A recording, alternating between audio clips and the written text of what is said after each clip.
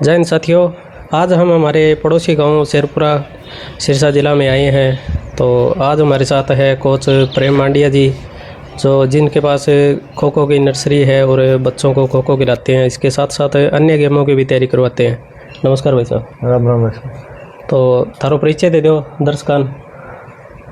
सभी दर्शकों को मेरी राम राम। प्रेम सिंह खो खो। तो जो उस साइड हमारे लेफ़्ट साइड दिख रहे हैं वो गांव शेरपुरा से सरपंच प्रतिनिधि हमारे साथ विक्रम जी है। नमस्कार जी। नमस्कार सर। तो दर्शकों के लिए आप अपना थोड़ा और परिचय दे दीजिए अपनी एकेडमी के बारे में। सबसे पहले आपका और आपकी टीम का गांव शेरपुरा में पधारने पर पूरी ग्राम पंचायत की तरफ से हार्दिक स्वागत और अभिनंदन।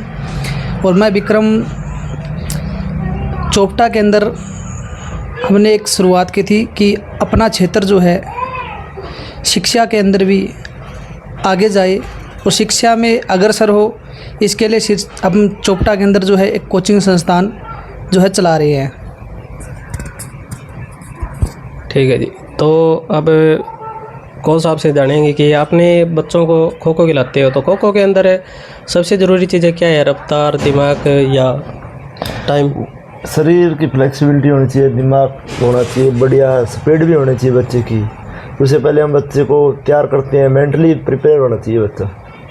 तो गांव में जो खेल की सुविधाओं में अगर हम सबसे बड़ी कमी देखें तो वो क्या लगती है आपको, या सब सही है?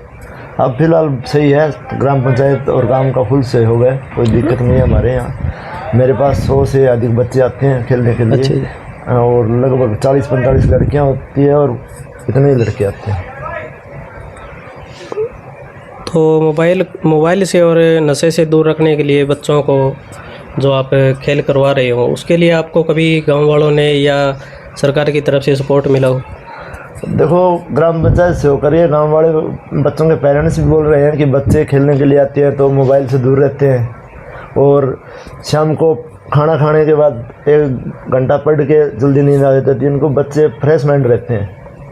तो कोई बच्चा अगर बाहर खेल के आता है, जीत के आता है, तो उसके आने के बाद गांव में उसका कैसा माहौल होता है, कैसा स्वागत होता है? बहुत बढ़िया होता है। तो गरीब घरों के जो बच्चे खेलते हैं उनके लिए सबसे बड़ी समस्या क्या आती है? नहीं, फिर इस गेम में तो कोई समस्या नहीं आती है। क्यों? इस गेम में इतना खर्चा भी नहीं है। ये तो अपने ऊपर डिपेंड करता है बच्चे का। मेहनत करेगा तो कामयाब होगा, मेहनत नहीं करेगा तो कामयाब नहीं होगा। तो खो खो के साथ साथ आप किस किस खेलों को खिलवाते हैं? खो खो के साथ एथलेटिक्स की तैयारी भी होती है, रेस करवाते हैं, रनिंग करवाते हैं, जो भी ओवर प्रैक्टिस है वो करवाते हैं बच्चों को। हम ऐसे चूज़ कर लेते हैं बच्चे जो खो खो के लायक हैं, उनको खो खो में जो बच्चे ज़्यादा स्पीड है उसको रेस के लिए तैयार करते हैं। तो कभी ऐसा हुआ हो कि कोई सुविधाओं का अभाव हो, फिर भी आपके बच्चों ने बाहर जाकर गेम के अंदर अच्छा प्रदर्शन किया हो? हाँ, किया है। पीछे कबड्डी खिलाया करते थे गांव में, तो स्कूल में अपने जो राजेश है पुत्र अजीत सिंह, वो अपने स्टेट खेल के कबड्डी में। और अब जो मेरे गांव के 2 बच्चे, अब हमारे पास फिलहाल कबड्डी की नर्सरी नहीं है, वो जोधका जाते हैं, अपने कोच है रितु मैडम जी, तो उनके पास बढ़िया परफॉर्मेंस करते हैं। वो लगभग 3 साल से स्टेट खेल रहे हैं। हाँ जी। हाँ हाँ। तो अपने गांव के बारे में, खेल स्टेडियम के बारे में कोई अच्छी बात दर्शकों के लिए क्या बताना चाहते हैं? देखो, मैं तो जितने भी दर्शक सुन रहे हैं, देख रहे हैं, उनको कहना चाहूँगा अधिक से अधिक बच्चों को ग्राउंड में भेजो। मैं उनके माँ बाप से ये रिक्वेस्ट करूँगा, बच्चों को ग्राउंड में भेजो ताकि उनका मानसिक, शारीरिक और विकास हो सके, सर्वांगीण विकास हो उसके बच्चों का। हाँ, मतलब जो भी आसपास में ग्राउंड लगता है, जैसे जोधका के आसपास के गांव के जोधका भेज सकते हैं, जोधका भेज सकते हैं, शेरपुरा भेज सकते हैं, सौवाड़ा में है, शेरपुरा है, ताजिया है, चाडेवाड़ है, लगभग नर्सरी आई हुई है। हाँ, हमारे गांव में वो सुरेंद्र शर्मा है भाई साहब, खिलाते हैं। तो मैं सुरेंद्र शर्मा के लिए भी कहना चाहूँगा कि बहुत अच्छी मेहनत कर रहे हैं बच्चों के लिए। उनके मैंने वो फेसबुक पे देखा था, इंस्टाग्राम पे देखा था, बढ़िया मेहनत कर रहे हैं बच्चों के लिए। उधर जोधका में भी बहुत बढ़िया कुश्ती की है, फुटबॉल खेल रहे हैं बच्चे, कबड्डी भी खेल रहे हैं, सब बढ़िया चल रहा है। तो बच्चों को ग्राउंड से जोड़े। हाँ जी। जो बच्चा मिट्टी से जुड़ गया वो कभी असफल नहीं होगा, सफल होगा। बिल्कुल जी, बिल्कुल। हाँ हाँ। तो अंत में विक्रम जी आप क्या कहना चाहते हो? आप प्रेम जी को कब से जानते हो और गांव में ये बच्चों के लिए कितनी मेहनत करते हैं, या हमारे जो दर्शक देख रहे हैं इनके लिए आप क्या सलाह देना चाहते हैं? ये जी कि प्रेम जी और मेरी बचपन से है दोस्ती है, और दोनों हम शुरू से ही खेल क्षेत्र में हमेशा अव्वल रहे हैं। खेल क्षेत्र में स्टार्टिंग में हमें जैसे सर खिलाते थे, किरमारा से थे राजेंद्र सर, तो उनकी एक अहम भूमिका थी कि वो बच्चों को खेल क्षेत्र में बहुत आगे तक लेके गई।